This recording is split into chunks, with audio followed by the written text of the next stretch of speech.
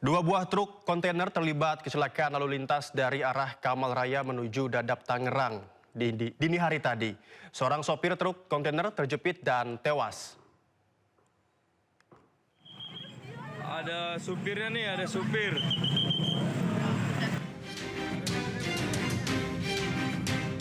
Sejumlah warga dan pengguna kendaraan dikejutkan dengan peristiwa kecelakaan lalu lintas Jalan Kamal Raya menuju Dadap Tangerang.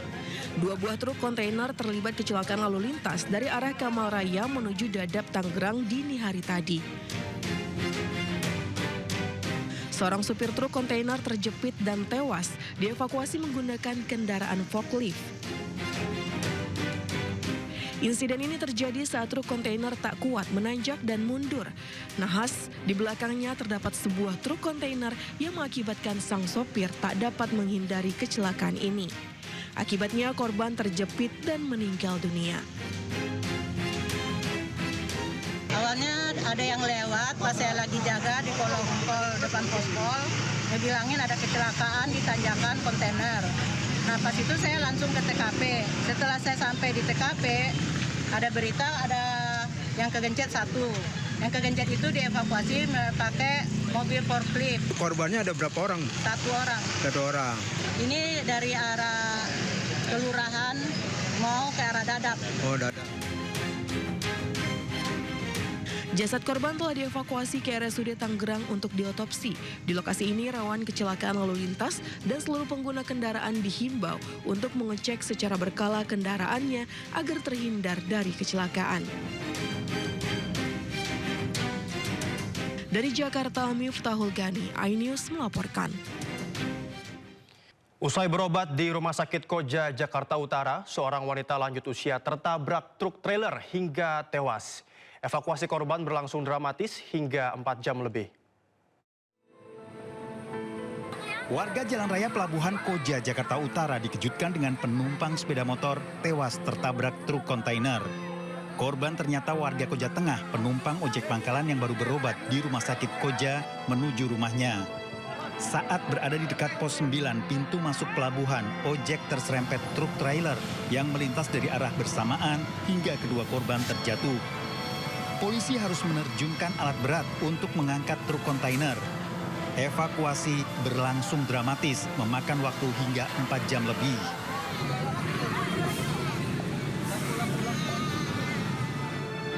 Keluarga korban tak kuasa menahan tangis ketika jasad korban diangkat ke kantong mayat. Sementara pengemudi ojek mengalami luka ringan diperiksa polisi. Dia pulang dari rumah sakit, katanya naik ojek kalau kayaknya ojeknya kayak kena oleng gitu sih katanya. Jasad korban dibawa ke Rumah Sakit Cipto Mangunkusumo, Jakarta Pusat untuk diotopsi. Kasus ini kini ditangani oleh Unit Laka Lantas Polres Metro Jakarta Utara. Dari Jakarta, Rizky Falupi, iNews melaporkan. Polisi amankan puluhan remaja yang melakukan konvoi saat sahur di Depok, Jawa Barat. Mereka berkonvoi dengan menyalakan petasan dan meresahkan warga.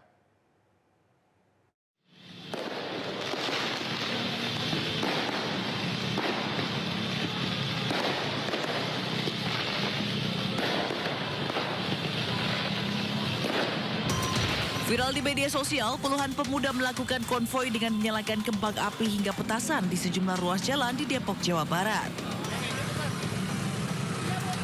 Dari hasil patroli, polisi berhasil mengamankan 26 remaja yang terlibat dalam kegiatan konvoi petasan tersebut. Polisi juga menyita sejumlah barang yang dibawa para remaja. Mereka mengaku berkonvoi untuk bangunkan sahur, namun faktanya mereka konvoi hingga sore hari dan meresahkan masyarakat.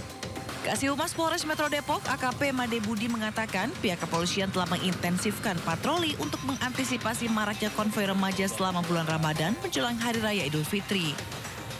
Ya mereka memang eksistensi diri yang pasti beberapa remaja tersebut dengan alasan untuk berbuka sahur, melakukan sahur pada pagi hari. Mereka melakukan konvoi di sekitaran di daerah kota Depok dan tentunya apabila memang kedapatan melakukan tindak pidana tentu akan diproses lebih lanjut. Patroli difokuskan di sejumlah titik yang kerap menjadi lokasi konvoi, seperti Jalan Margonda Raya, Jalan Juanda Raya, kawasan Grand Depok City, hingga wilayah Cibubur, tepatnya di sekitar Taman Wiladatika. Dari Depok, Jawa Barat, Iyung Rizky, iNews melaporkan. Cegah tawuran yang terus marak selama Ramadan, razia kembali digelar petugas Satpol PP, TNI, dan Polri di kawasan Matraman, Jakarta Pusat. Razia itu digelar menyusul viralnya video warga yang menyerang beberapa toko penjual obat keras berkedok toko kosmetik di kawasan Pasar Rebo, Jakarta Timur.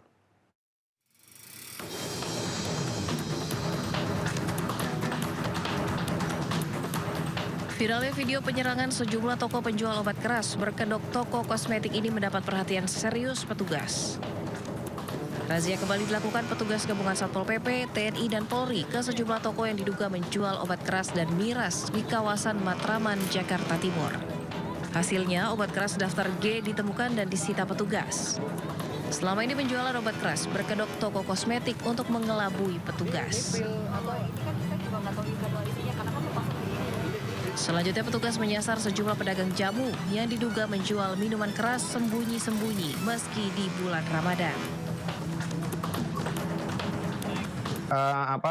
Membuat pernyataan untuk tidak menjual obat-obatan ilegal, kemudian tadi toko kita tutup, kemudian untuk hasilnya nanti kita serahkan ke tingkat Satpol PP Kota Administrasi Jakarta Timur. Ya, terindikasi banyakkan yang membeli itu para remaja yang indikasi juga yang digunakan juga untuk melakukan biar berani melakukan tawuran gitu. Total sebanyak 128 butir obat keras dan 15 botol minuman keras langsung disita petugas dan dibawa ke kantor Kecamatan Matraman untuk dimusnahkan. Pemirsa, meski sedang berpuasa, stok sabar ternyata ada batasnya. Ratusan mama di Bogor, Jawa Barat mengamuk setelah kehabisan kupon antrean penukaran uang baru. Padahal mereka sudah antri sejak subuh.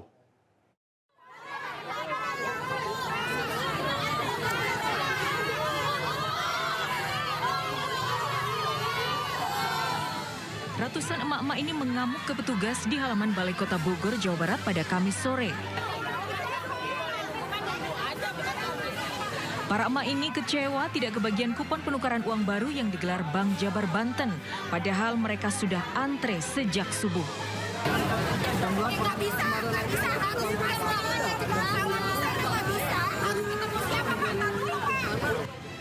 Kericuhan dipicu saat antrean warga sejak pagi dihentikan sementara oleh petugas dengan alasan akan dilanjutkan jam 3 sore. Tapi sekitar jam 2 siang saat warga kembali ke lokasi penukaran, kupon ternyata telah habis dibagikan sejak jam 1 sebelum warga kembali ke lokasi.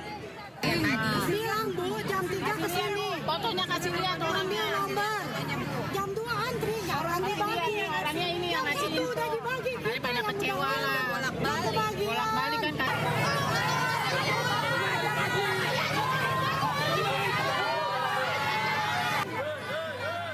Situasi yang makin memanas membuat pihak Bank BJB memutuskan untuk menutup penukaran uang baru.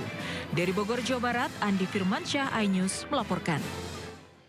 Hanya gara-gara sakit hati diejek kalah saat bermain kartu, seorang pria di Kecamatan Jabung, Kabupaten Lampung Timur, Lampung, tega menembak kepala temannya sendiri hingga tewas. Usai membunuh, pelaku kabur dan bersembunyi dan kini dalam buruan polisi.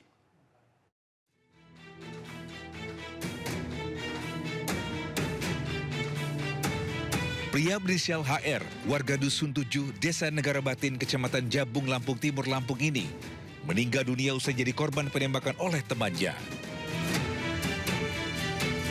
Peristiwa berdarah ini bermula saat korban dan pelaku GU sedang bermain kartu remi di sebuah gardu Siskamling setempat. Pelaku sakit hati dan naik pitam karena kalah bermain kartu. Tanpa pikir panjang, pelaku langsung keluarkan senjata api rakitan dan menembakkan ke arah korban. Pelaku kemudian melarikan diri. Saya dengar itu 2 kali. Kata orang-orang belakang 3 kali. Saya marah sama dia orang pagi pas bangun tidur. Kenapa orang yang jauh nggak keluar? Takut. Nah, Kalau mau keluar itu, kalau orang tuh mau mercon, kita marahin. Kenapa nggak mau orang tidur yang si bilangin itu? Oh, katanya ada ini, katanya yang meninggal. Itu namanya Hermansyah. Itu masih saudara kita. Allahu Akbar, saya ngomong tuh. Hingga saat ini, petugas Polres Lampung Timur masih terus memburu pelaku. Dari Lampung Timur, Lampung, Tidus Ristanto, iNews melaporkan. Sakit hati karena ucapan Ibu Tiri, seorang pria di Kota Padang, Sumatera Barat menganiaya Ibu Tiri hingga mengalami luka bakar. Korban tidak menyadari penganiayaan karena sedang tidur.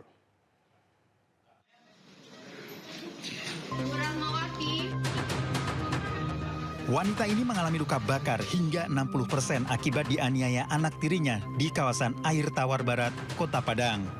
Korban yang sedang tidur terbangun akibat luka, berteriak minta tolong.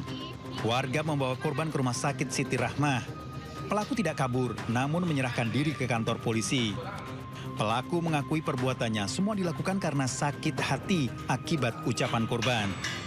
Polisi melakukan olah tempat kejadian perkara dan mendapati sejumlah barang terbakar. Pelaku diduga menganiaya korban dengan cairan bahan bakar minyak. Polisi telah menetapkan pelaku sebagai tersangka terancam hukuman 8 tahun penjara. Dari Kota Padang, Sumatera Barat, Budi Sunandar, iNews melaporkan. Nekat tetap beroperasi di bulan Ramadan, puluhan warga Kecamatan Genuk, Semarang, Jawa Tengah menyegel toko penjual minuman keras. Penyegelan dilakukan dengan memasang spanduk di pintu toko dengan pengawalan polisi.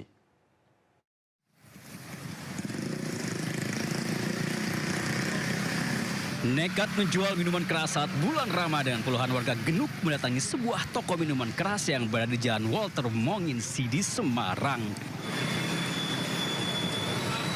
Warga dikawal langsung oleh petugas kepolisian Genuk, Semarang melakukan penyegelan.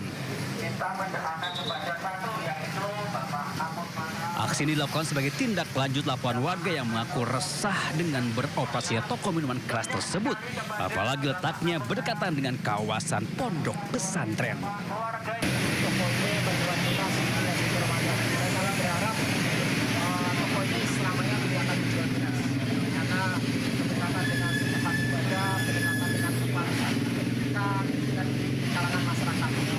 Toko minuman keras baru beroperasi sebulan lalu. Pasca penyegelan, polisi terus melakukan pengawasan rutin terhadap operasional toko. Dari Semarang, Jawa Tengah, Doni Marendra, iNews melapor. Pemirsa, seorang maling tertangkap warga saat membongkar kotak amal yang ternyata kosong di sebuah musola Kalideres, Jakarta Barat. Sementara di Pasuruan, Jawa Timur, seorang pria babak belur dihajar massa usai tertangkap tangan mencuri motor milik ibu-ibu pelaku, akhirnya babak belur dihakimi warga.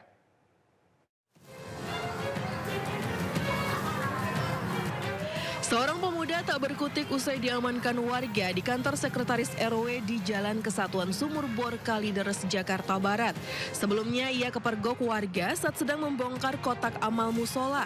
Alih-alih mendapatkan uang, ia justru mendapatkan bogem mentah. Apesnya lagi ternyata tak ada uang sepersen pun di kotak itu karena sudah disalurkan untuk sumbangan anak yatim. Musola? Iya. Yang diambil apa? Kotak amal, kotak amal anak yatim. Oh, dibongkar atau gimana? Dibongkar, sama dia dipaksa. Terus? Kotak amalnya kemarin udah diambil buat santunan, jadi isinya nggak ada. Agar tak menjadi pelampiasan amarah warga yang lebih anarkis, polisi membawa pelaku. Polisi juga menyita barang bukti kotak amal musola dan satu paket kecil narkoba yang ditemukan di kantong celananya. Dari Jakarta, Miftahul Gani, iNews melaporkan. Aksi perampokan bersenjata api di sebuah minimarket di Palembang, Sumatera Selatan terekam CCTV. Kedua pelaku pura-pura belanja lalu bersembunyi dan keluar saat minimarket akan tutup.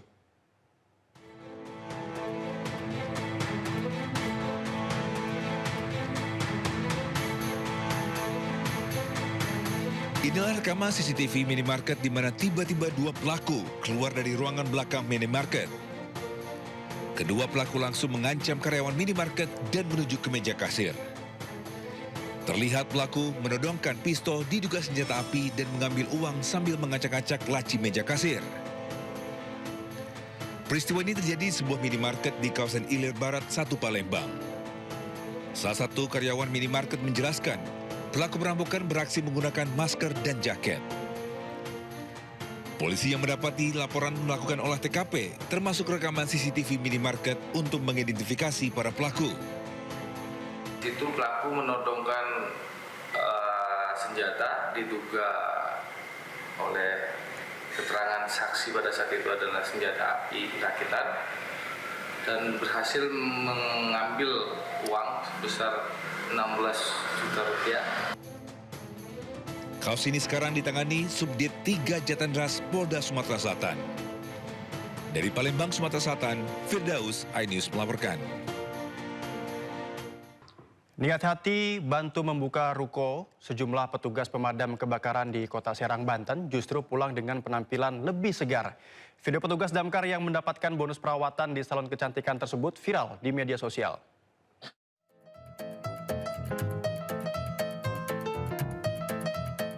Sejumlah petugas pemadam kebakaran Kota Serang duduk manis di kursi salon menikmati perawatan pijat-pijat krimbat hingga mani-pedi.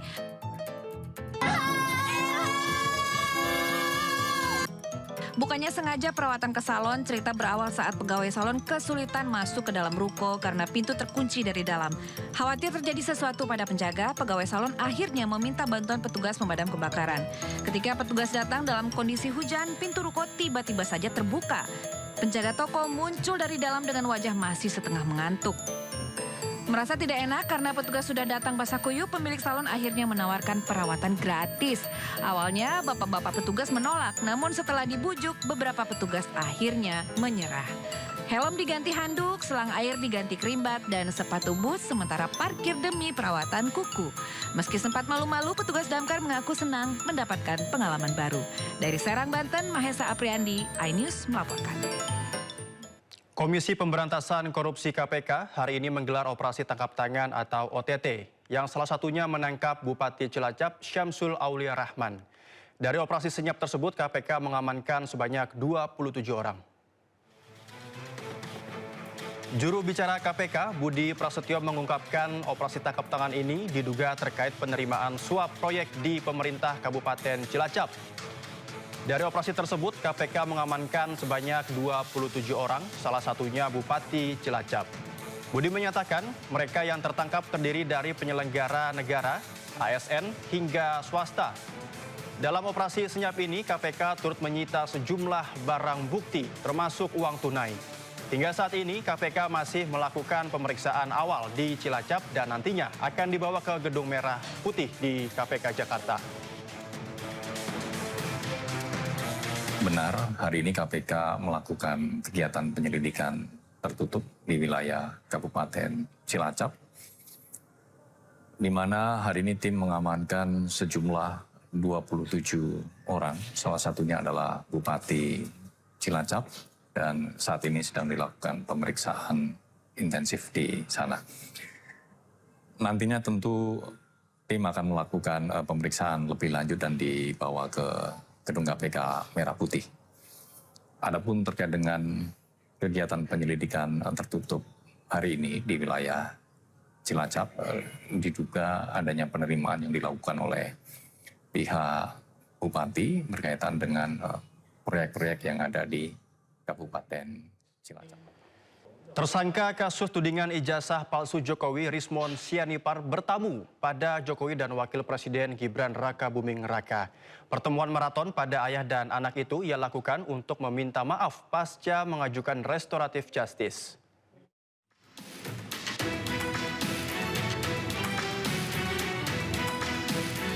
Rismon Sianipar tiba di Istana Wakil Presiden pada Jumat pagi.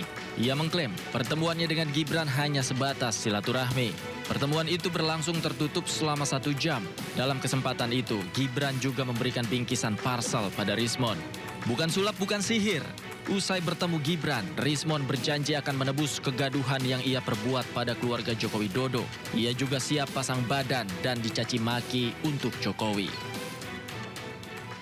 Saya siap untuk dicaci, dimaki, dijadikan pengkhianat.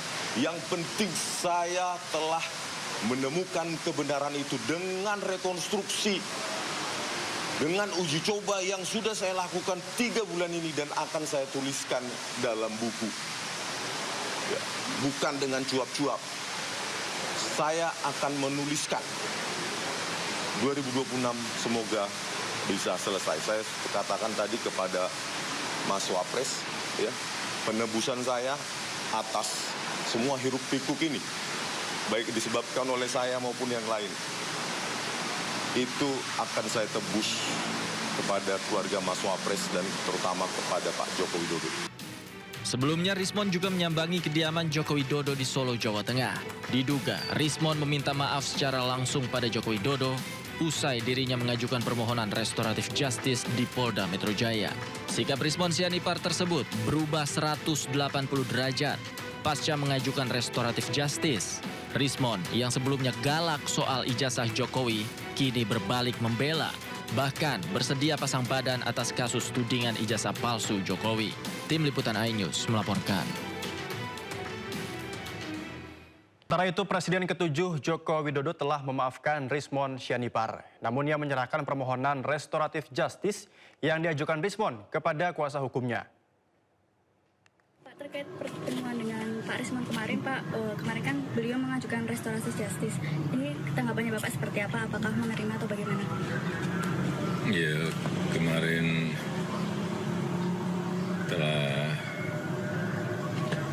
datang Pak Rismon Sianipar ke sini, ke kediaman saya, dan saya menerima permohonan maaf Pak Rismon Sianipar, dan mengenai nanti untuk urusan restoratif justice-nya saya serahkan kepada penasihat hukum saya. Karena itu merupakan kewenangan dari Polda Metro, kewenangan dari penyidik yang ada di Polda Metro Jaya. Usai Rismon Sianipar ajukan restoratif justice, Dr. Tifa dan Roy Suryo memutuskan untuk membubarkan tim kuasa hukumnya yang lama. Melalui kuasa hukumnya, Refli Harun, Roy Suryo CS menyampaikan pernyataan terbarunya. Karena Rismon Sianipar sudah membelot dengan mengajukan restoratif justice, kami mencabut kuasa dari seluruh kuasa hukum yang tergabung dalam Bala RRT, sekaligus membubarkan Bala RRT. Jadi Bala RRT itu dibubarkan, surat kuasanya dicabut semuanya. Itu poin pertama. Saya, maksudnya adalah Mas Roy Suryo dan Dr. Tifa mengeluarkan surat kuasa baru kepada tim yang nama-namanya tercantum dan akan diumumkan nanti, ya. Dengan nama Troya. Troya itu adalah Tifa Royce Advocates, ya. Jadi ada bahasa Inggris sedikit, ya, biar Troya. Mungkin teman-teman masih ingat tuh film Troy, ya, atau Troya yang dibintangi oleh Brad Pitt sebagai Achilles. Kemudian adapun penasihat hukum atau kuasa hukum yang tergabung dalam Troya adalah sebagai berikut. Nanti akan dibacakan. Nah, poin terakhir ini, saya dan Dr. Tifa menunjuk saudara Refli Harun untuk menjadi koordinator Troya. Struktur lainnya ditentukan sendiri di antara PH Troya. Nanti kita akan lengkapi strukturnya. Karena selama ini sebenarnya saya bukan koordinator, tukang keset aja sebenarnya. Berulang kali, Presiden ke-7 Republik Indonesia Joko Widodo menyebut kasus fitnah ijazah yang menjerat Roy Suryo CS harus tetap berlanjut. Jokowi menyebut pintu maaf selalu terbuka, namun hal tersebut adalah urusan pribadi, sementara urusan hukum akan tetap berjalan. Izin, Pak. Drama seri ijazah Jokowi belum juga temui titik akhir. Berulang kali Jokowi tegaskan proses hukum tetap berlanjut meski ada permintaan maaf dari para tersangka. Ada peluang untuk memaafkan mereka bertiga ya, Pak? Gak ada masalah, memaafkan kan urusan pribadi. Urusan hukum kan lain. Misal mereka datang seperti Egy Sujana ke kediaman seperti apa, Pak? Kan misal. Kalau untuk proses hukum berjalan ya, Pak? Tetap. Lah kemarin kan kita diperiksa lagi, ada pemeriksaan tambahan itu. Bukan sekali ini Jokowi menyebut proses hukum bagi Roy Suryo CS harus tetap berlanjut. Pada Desember lalu, Jokowi menyebut siap memaafkan tersangka kecuali 3 nama. Urusan memaafkan itu urusan pribadi. Urusan hukum ya urusan hukum. Prosesnya biar berjalan apa adanya. Ya. Kalau dari nama 3 orang itu apakah boleh disebutkan apa? Ya, dikecualikan untuk dimaafkan itu tadi. Kira-kira siapa Pak yang bertiga itu? Meskipun ya nanti. Pernyataan yang sama kembali dilontarkan Jokowi usai polisi menghentikan penyidikan bagi Egy Sujana dan Damai Harilubis dengan menerbitkan SP3. Di mana keduanya sebelumnya bertandang ke kediaman Jokowi di Solo, Jawa Tengah. Akhir Januari lalu, Jokowi kembali menyebut proses hukum Roy Suryo CS harus sampai ke pengadilan. Pintu maaf selalu terbuka. Tapi sekali lagi urusan maaf, memaafkan itu urusan pribadi ke pribadi. Kalau yang di Polda Metro itu sudah urusan hukum. Artinya urusan pribadi ya urusan pribadi, maaf memaafkan, tetapi urusan hukum ya urusan hukum. Dan memang harus sampai ke pengadilan. Karena kalau enggak, saya enggak punya forum untuk menyampaikan bukti mengenai kasus ijazah ini. Saya sebagai peneliti menyatakan minta maaf secara gentleman kepada keluarga Bapak Jokowi. Kini setelah Rismon meminta maaf, lagi-lagi publik menunggu ujung kasus fitnah ijazah ini. Apakah akan berlanjut ke pengadilan atau justru dihentikan? Tim Liputan iNews melaporkan. Jelang arus mudik Lebaran 2026, otoritas Bandara Wilayah 1 Soekarno-Hatta siapkan posko terpadu angkutan Lebaran. Selama periode tersebut, Bandara Soekarno-Hatta diprediksi akan melayani hingga 3 juta penumpang. Posko terpadu angkutan Lebaran 2026 di Bandara Internasional Soekarno-Hatta, Tangerang dibentuk sesuai arahan Kementerian Perhubungan. Tujuannya tak lain adalah untuk memantau dan mengkoordinasikan pelayanan penerbangan selama periode Lebaran. Poskonya kita laksanakan selama 18 hari sesuai arahan dari Kementerian Perhubungan mulai tanggal 13 Maret hari ini sampai nanti tanggal 30 Maret. Otoritas Bandara Soekarno-Hatta memperkirakan total pergerakan penumpang selama masa Lebaran capai sekitar 3 juta orang. Nilai ini meningkat 2 hingga 3% dibandingkan tahun sebelumnya. Selain itu, pergerakan pesawat diprediksi mencapai lebih dari 20.000 penerbangan, baik domestik maupun internasional. Puncak pergerakan penumpang diperkirakan terjadi dalam 2 gelombang, yakni pada tanggal 14 Maret serta 18 atau 19 Maret 2026. Mengantisipasi lonjakan tersebut, lebih dari 15.000 personel dari berbagai instansi telah disiagakan. Pengawasan terhadap kelayakan pesawat, pelayanan bandara, serta kesiapan sarana dan prasarana juga telah dilakukan sebelumnya. Dari Tangerang, Banten, Hasnugara, iNews melaporkan. Pelabuhan Nusantara Kota Parepare, Sulawesi Selatan kembali dipadati para pemudik asal Nunukan, Kalimantan Utara. Mereka tiba dengan sanak keluarga untuk kembali ke kampung halaman untuk merayakan Lebaran bersama.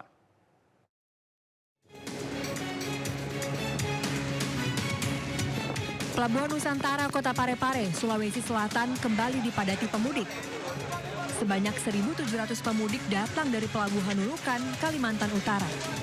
Untuk menghindari penumpukan penumpang, sejumlah personil pengamanan dikerahkan. Mau kemana Ibu? Di Sulawesi Barat, orang tua. Oh, jenguk orang tua. Ini berapa lama Bu akhirnya balik lagi lihat orang tua? Kami di Malaysia ada 10 tahun, tapi 5 kali sudah balik. Nah, sekarang mau beraja sama orang tua. Nah, ini dengan siapa saja ini yang datang? Sama keluarga semua, anak, menantu, cucu, sepupu-sepupu semua. Oh. Lonjakan penumpang di Pelabuhan Nusantara Kota Parepare diprediksi akan terus meningkat hingga menjelang Hari Raya Idul Fitri nanti. Dari Parepare, Sulawesi Selatan, Erwin Eka Pratama, iNews melaporkan. Sepekan jelang Lebaran, stasiun Pasar Senen, Jakarta Pusat mulai ramai pemudik yang memilih pulang kampung lebih awal. Para calon pemudik ramai memadati stasiun Pasar Senen. Mereka memilih berangkat lebih awal dengan berbagai pertimbangan. Mulai dari hindari kemacetan hingga memastikan tiket transportasi tersedia. Meski mayoritas karyawan belum cuti bersama, namun sebagian anak sekolah sudah mulai libur. Mudik kereta ke sejumlah kota di Jawa Tengah dan Jawa Timur diprediksi akan terus meningkat mulai akhir pekan besok hingga sehari sebelum Lebaran.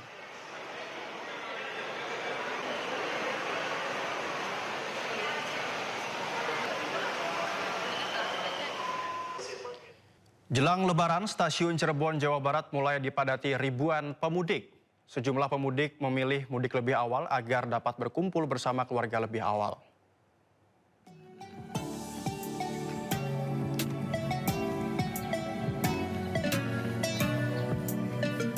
Ribuan pemudik mulai berdatangan di stasiun Cirebon, Jawa Barat pada Kamis sore.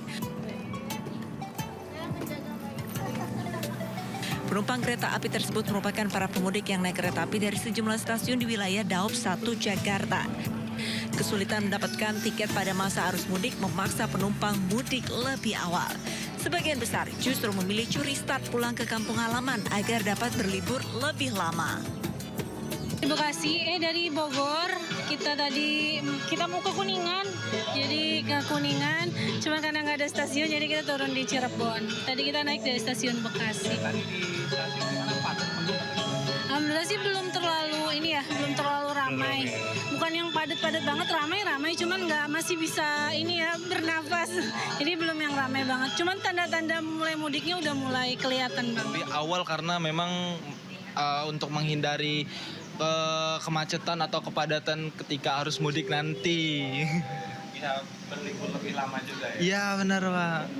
Satu lagi tadi pas di perjalanan gimana? Suasananya ramai atau? Kalau untuk saat ini suasana di perjalanan tuh belum terlalu ramai, belum terlalu padat, tapi sudah mulai meningkat dari biasanya.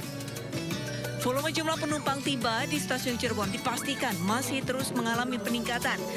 Mengingat masa mudik Lebaran baru akan dimulai dalam beberapa hari mendatang. Dari Cirebon, Jawa Barat, Mahardika, iNews melaporkan.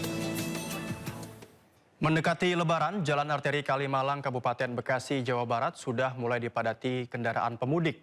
Pemudik mengaku memilih berangkat lebih awal guna menghindari kemacetan parah.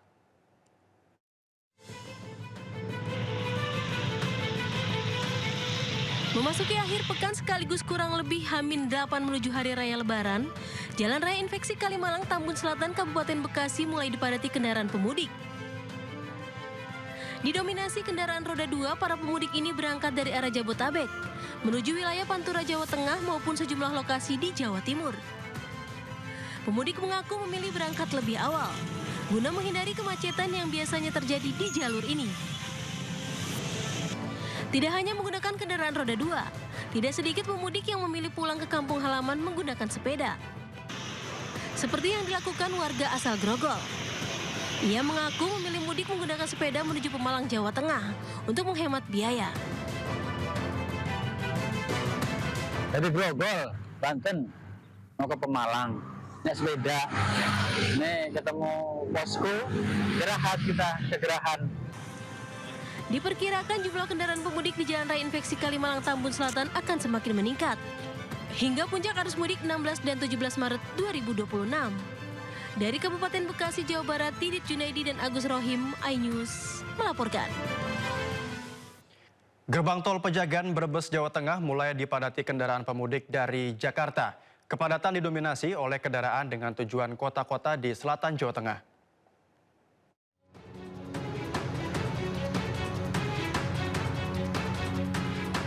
Gerbang tol Pejagan, Brebes, Jawa Tengah mulai dipadati kendaraan pemudik dari arah Jakarta. Meski belum terjadi antrian panjang, 3 gardu tol telah dibuka.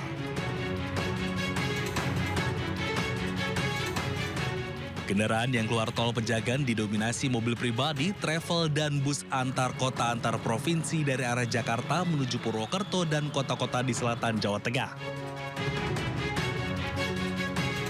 Sejumlah pemudik mengaku mudik lebih awal untuk menghindari kemacetan. Namun, kondisi jalan tol dari Cikarang hingga Cikampek masih dalam perbaikan menyebabkan waktu tempuh lebih lama. Dari Jakarta jam berapa tadi? Jam 11. Oh, lumayan lama saya. 3 jam dari itu Bekasi sampai ke Karawang. Iya, perbaikan jalan. Pemudik perlu mewaspadai saat keluar tol Pejagan karena banyak buruh pabrik yang menggunakan sepeda motor menyeberang jalan hingga lalu lintas tersendat. Dari Brebes, Jawa Tengah, Yunibar, iNews melaporkan.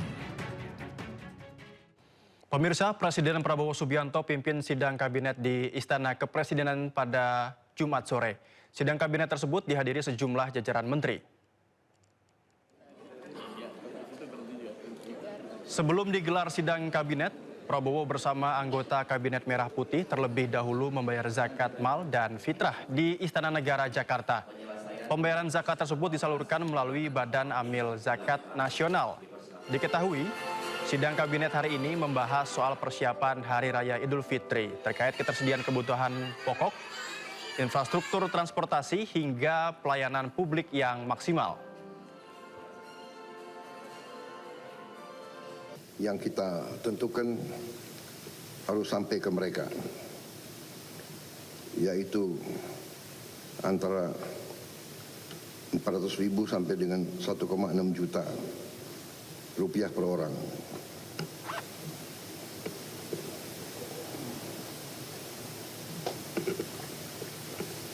Kita juga bersyukur baru di pemerintahan kita pengemudi online mendapat bonus hari raya. Terima kasih. Jaksa Agung Muda Intelijen Kejaksaan Agung Republik Indonesia, Reda Mantovani, mendorong penguatan pengawasan pengelolaan dana desa melalui peran Badan Permusyawaratan Desa atau BPD. Langkah ini dinilai penting untuk mencegah potensi penyimpangan anggaran di tingkat desa. Dalam safari Ramadannya di Lampung Selatan, Jaksa Agung Muda Intelijen Kejaksaan Agung Republik Indonesia, Reda Mantovani, melakukan optimalisasi program Jaga Desa bersama DPC Apetnas Kabupaten setempat. Reda menjelaskan program Jaga Desa yang terintegrasi dengan Sistem Keuangan Desa atau Siskedes diharapkan mampu meningkatkan transparansi pengelolaan anggaran desa. Kegiatan ini juga menjadi momen untuk memberdayakan Badan Permusyawaratan Desa agar lebih aktif dalam melakukan pengawasan terhadap laporan keuangan desa. Dengan terhubungnya aplikasi Jaga Desa dan Siskedes, BPD diharapkan dapat melakukan cross-check terhadap laporan pertanggungjawaban keuangan desa secara nyata di lapangan. Menurut Reda, peran BPD sangat penting untuk memastikan laporan penggunaan anggaran sesuai dengan kondisi sebenarnya.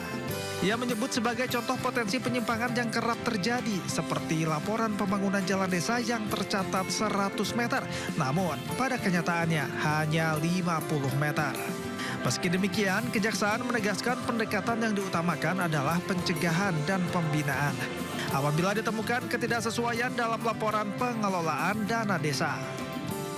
Karena sistem keuangan desa dalam Siskedes yang sudah terhubung dengan aplikasi Jaga Desa, itu kita pada saat ini mengumpulkan BPD dalam rangka tadi untuk memberdayakan BPD untuk mendukung ya, pengawasannya dalam hal meng-cross-check, mengecek laporan pertanggungjawaban keuangan itu secara real. Apakah memang yang dipertanggungjawabkan melalui angka-angka dalam sistem keuangan desa itu benar adanya atau tidak, maka perlunya peran dari Badan Permusyawaratan Desa. Sementara Bupati Lampung Selatan Radityo Egi Pratama menyatakan program yang digagas Kejaksaan akan menjadi panduan bagi organisasi BPD dalam menjalankan program kerja di wilayah Lampung Selatan. Sebagai bagian dari upaya menekan praktik korupsi di tingkat desa. Sementara itu, Sekretaris Jenderal DPP Apetnas Aditya Yusma Perdana menyatakan, BPD memiliki peran strategis dalam menjaga transparansi pengelolaan dana desa. Kalau dalam masyarakat tentu ya, kita juga sekarang tahun 2026 meluncurkan program yang namanya Lamsel Detik, bebas transaksi ilegal dan korupsi. Ini adalah bagian dari upaya kami untuk menurunkan angka korupsi, khususnya di wilayah pedesaan yang ada di Melalui program Jaga Desa diharapkan Badan Permusyawaratan Desa semakin aktif mengawasi penggunaan anggaran sehingga pengelolaan keuangan desa dapat berjalan lebih transparan dan akuntabel. Pemimpin tertinggi Iran yang baru terpilih, Mojtaba Khamenei, akhirnya memberikan pernyataan resmi melalui stasiun televisi. Dalam pernyataannya, Mojtaba tegaskan akan membalas kematian warganya. Mojtaba juga meminta negara tetangga untuk berhenti membantu Amerika Serikat dan Israel.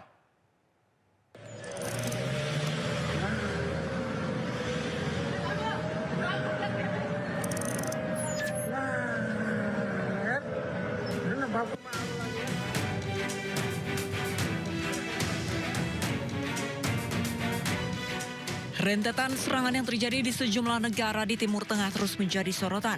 Iran beralasan mereka menyerang pangkalan militer yang ada di negara-negara tetangga. Iran juga meminta negara tetangga untuk berhenti membantu Amerika Serikat dan Israel. Pernyataan ini disampaikan oleh pemimpin tertinggi Iran yang baru terpilih, Mojtaba Khamenei, melalui salah satu stasiun televisi di Iran.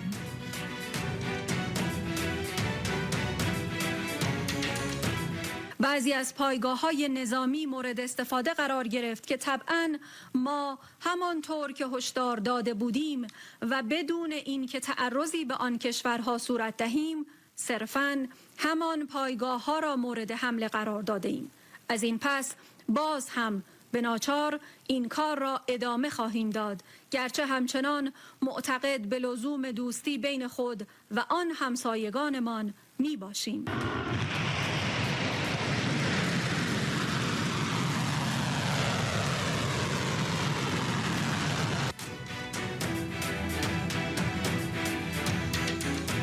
Menurut Iran, saat ini ada 15 negara di Timur Tengah yang memperbolehkan Amerika Serikat mendirikan pangkalannya. Dalam pernyataan perdananya, Mojtaba juga menegaskan akan membalas kematian setiap warga Iran yang tewas akibat serangan Amerika Serikat dan Israel.